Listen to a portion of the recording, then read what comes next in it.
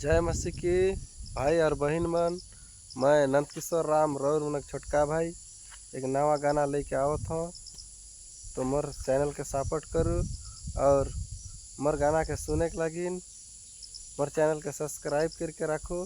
जल्द ही एक नया गाना लेके आवत हूँ और जितने मन भाई मन बहन मन मोर गाना के सुनीला सब जन के प्रभु आशीष दे। जय मसीह की।